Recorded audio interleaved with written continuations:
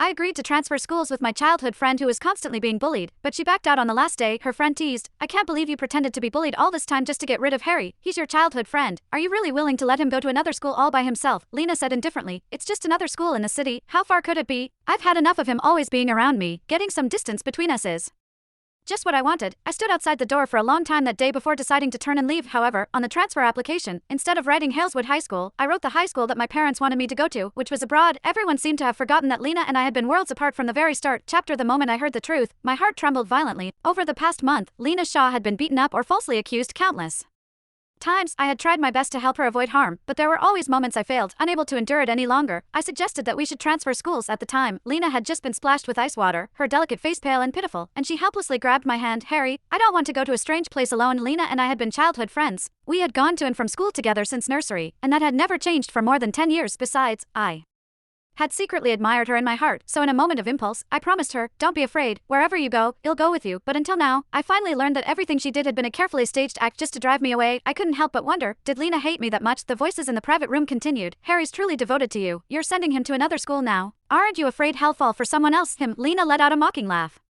as if she had heard the funniest joke on earth. For me, he even dared step in to stop a group beating. Even when he got bruised and battered, he never took a single step back. "You think he'd stop loving me?" someone muttered quietly. "But what if? Harry doesn't seem like someone easy to mess with." Lena's tone was lazy. "There are plenty of pretty girls at First High School. Have you ever seen him spare any of them a glance?" Her tone inevitably carried contempt. "All he ever did was follow me around.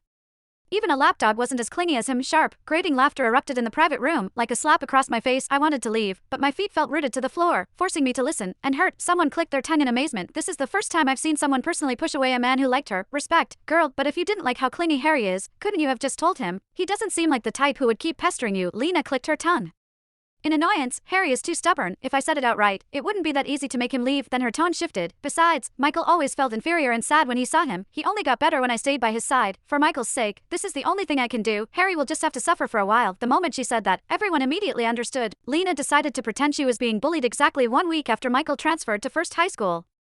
Someone laughed and scolded Lena, "You little fox, he's only just came to our school and you already have a liking for him." But Michael really was handsome, with a really gentle personality. It's normal for a girl to be attracted to him. Unlike Harry, cold and stern, always keeping people 1,000 miles away. No matter how handsome he is, it doesn't help. Their wild commentary about me surged like waves, one after another, and the Lena I had secretly loved for years didn't stop them. Didn't refute them. She even agreed occasionally. I stood outside the door, my heart sinking deep into an endless abyss, empty, heavy, and suffocating. For a moment, I wanted to open the door and demand answers from Lena. Ask her why she lied to me. Ask her whether she ever felt even a moment of guilt or softness watching me get beaten while protecting her. Ask her if she ever thought about our more than 10 years of friendship before doing all this. But in the end, my mother's voice echoed in my ears. "Don't do unnecessary things. A person